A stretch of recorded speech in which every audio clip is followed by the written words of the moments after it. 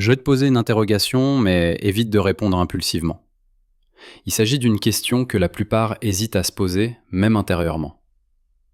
As-tu déjà réfléchi à cela? Pourquoi quelqu'un qui te considère vraiment choisit parfois de garder ses distances avec toi? Pourquoi recule-t-il au moment précis où vous pourriez vous rapprocher? Pourquoi se tait-il alors qu'il pourrait parler?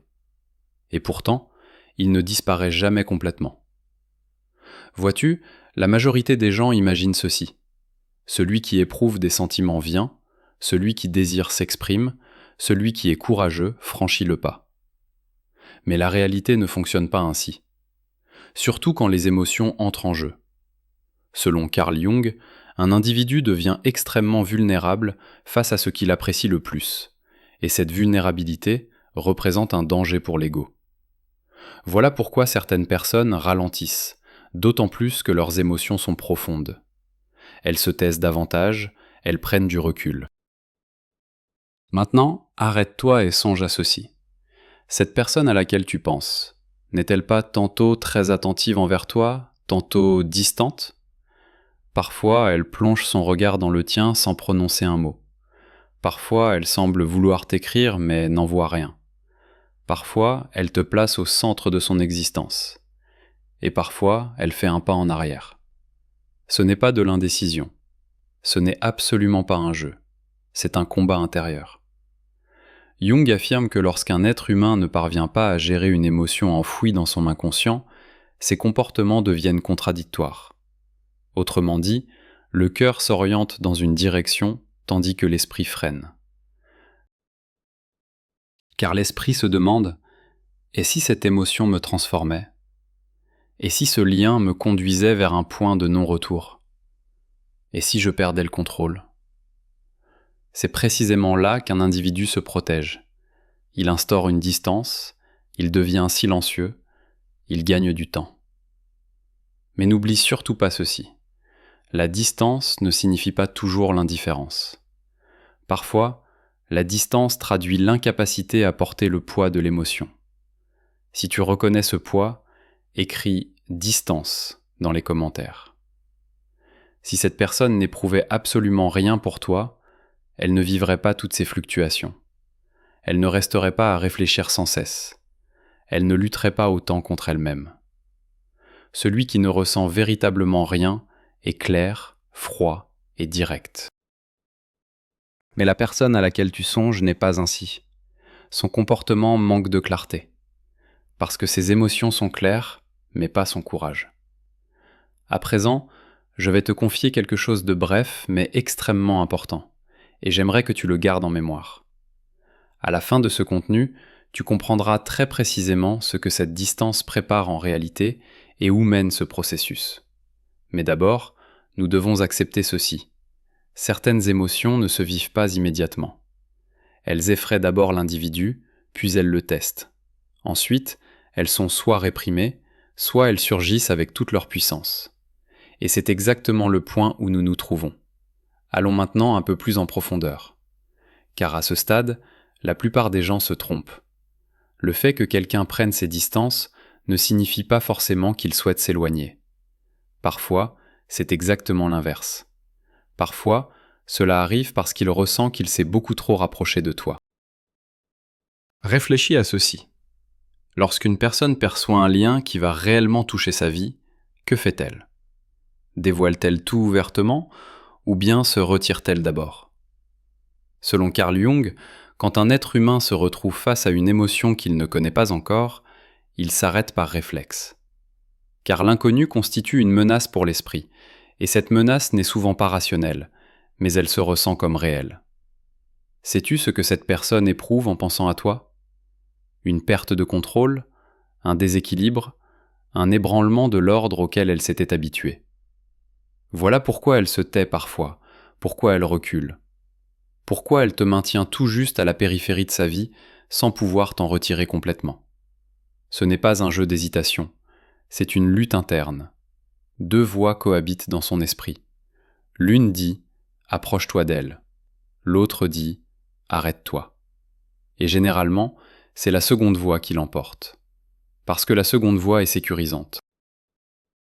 Elle ne prend pas de risques. Elle ne laisse pas le cœur exposé. Mais laisse-moi te dire quelque chose de très clair.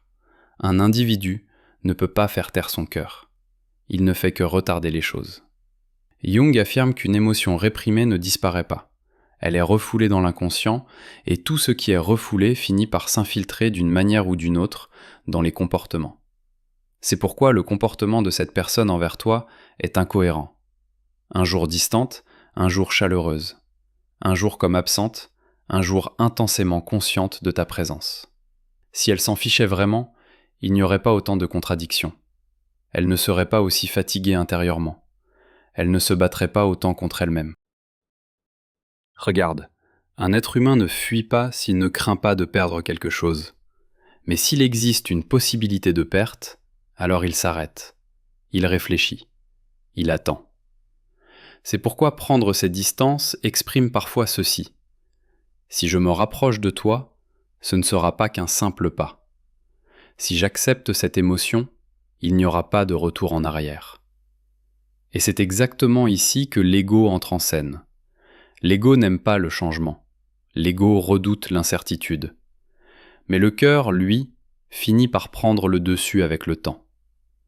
Je veux que tu saches maintenant que cette distance n'est pas une fin. C'est une étape intermédiaire. Et durant cette étape, un individu soit réprime totalement son émotion, soit rassemble son courage et se rapproche de la vérité. Il n'existe pas de milieu entre ces deux options. Avançons maintenant d'un pas supplémentaire. Car il y a ici un détail extrêmement critique que la plupart ne remarquent pas.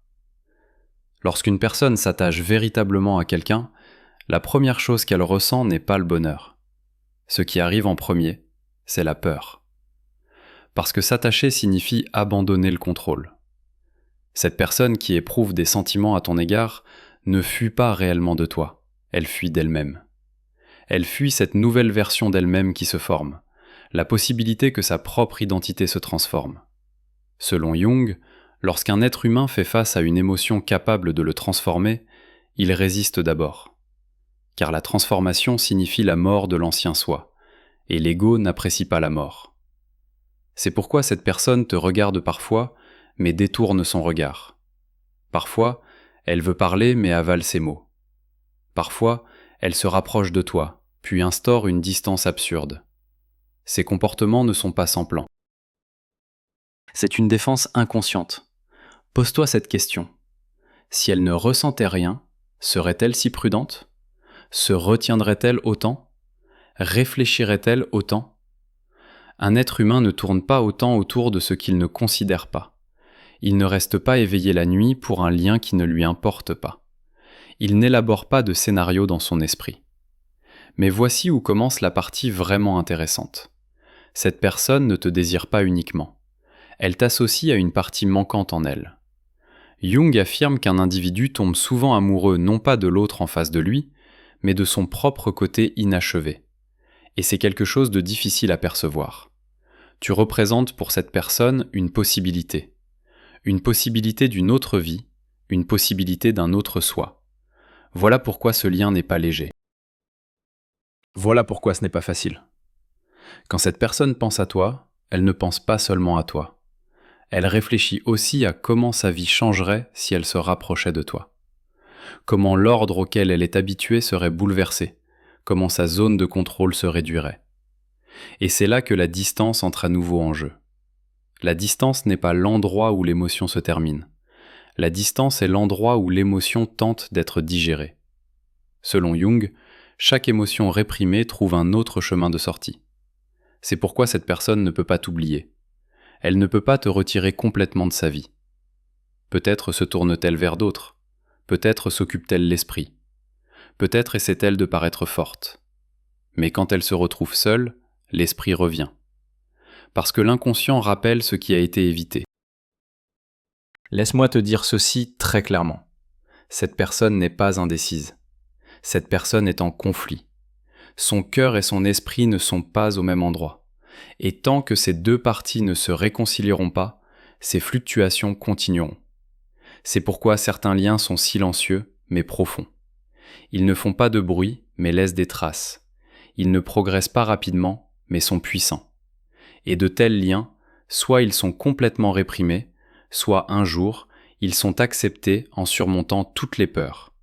Ils ne restent pas au milieu.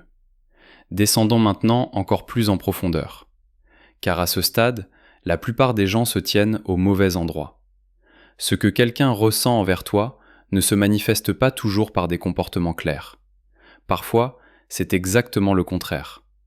Plus le sentiment est puissant, plus il y a de confusion. Plus cette personne veut se rapprocher de toi, plus une autre partie d'elle entre en action. Et cette partie dit ceci: si j'accepte cette émotion, je perdrai le contrôle. Selon Jung, la plus grande peur d'un être humain n'est pas le rejet. La plus grande peur est de devenir quelqu'un qu'il ne pourra plus reconnaître. Si tu comprends cette peur, écris « affronte » dans les commentaires. Parce qu'une nouvelle émotion signifie une nouvelle identité. C'est pourquoi cette personne est parfois très intéressée par toi, puis se renferme complètement.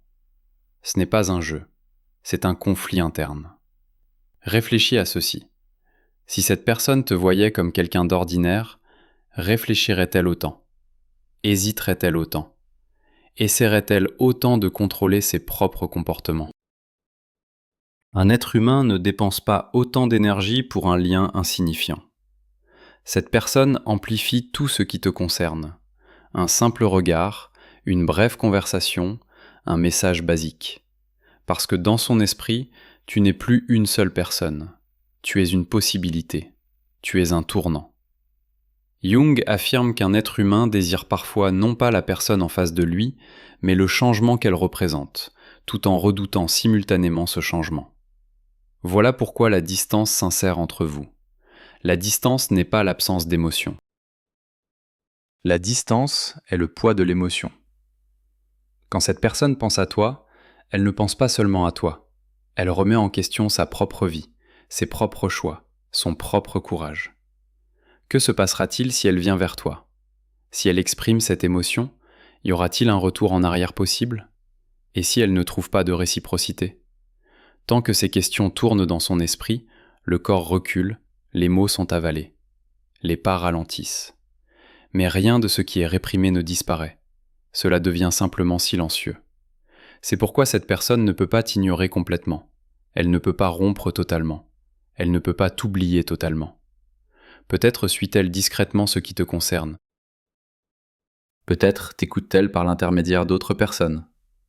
Peut-être devient-elle plus attentive quand tu es présent. Ce ne sont pas des coïncidences. L'inconscient laisse la trace de l'émotion réprimée. La différence d'âge, les liens passés ou les situations actuelles. Tout cela ne représente que des excuses. La vraie question est celle-ci. Ce lien possède le potentiel de changer quelque chose dans la vie de cette personne, et quand un être humain s'approche de ce qui peut transformer sa vie, il gèle d'abord, puis il fuit, puis il revient à nouveau. Selon Jung, un véritable lien perturbe l'ordre d'une personne, et quand l'ordre est perturbé, l'ego passe en mode défense. C'est pourquoi l'éloignement de cette personne n'est pas une fin, c'est un seuil. Soit elle réprimera totalement cette émotion, soit à un moment donné, malgré toutes ses peurs, elle fera un pas vers elle. Il n'y a pas de milieu. Nous arrivons maintenant au point le plus critique, car à ce stade, la plupart des gens interprètent mal la situation. Dès l'instant où cette personne pense avoir perdu, quelque chose ne s'est pas terminé en réalité. Au contraire, une nouvelle période a commencé dans son esprit. Selon Jung, lorsqu'un être humain ressent qu'il a vraiment perdu quelque chose, l'inconscient entre en action et fait remonter une à une les émotions réprimées. C'est pourquoi cette personne n'est plus aussi sereine qu'avant. Les choses qui étaient naturelles quand tu étais là deviennent maintenant difficiles. Même rire, même se concentrer, même parler avec quelqu'un d'autre. Parce que tu n'es plus simplement une personne dans son esprit. Tu es un vide, et l'esprit ne peut pas gérer le vide. Cette personne peut essayer de paraître forte durant la journée. Elle peut se dire que c'est passé. Mais quand la nuit tombe, les défenses s'effondrent. L'ego se fatigue, et tout ce qui a été réprimé ressort. Jung affirme que lorsqu'un être humain se retrouve seul, les masques tombent, et c'est à ce moment que les véritables émotions parlent. Cette personne pense à toi quand personne ne la voit.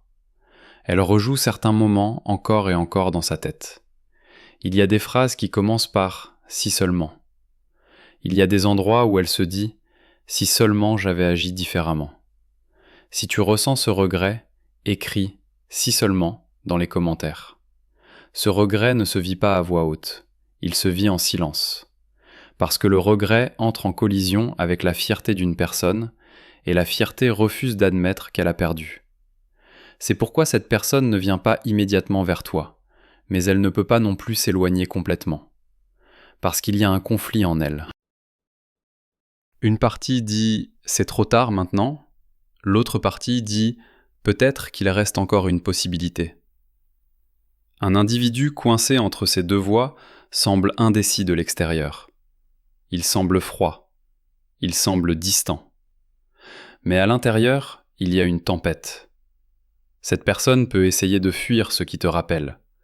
Mais peu importe combien elle fuit, elle s'arrête quelque part.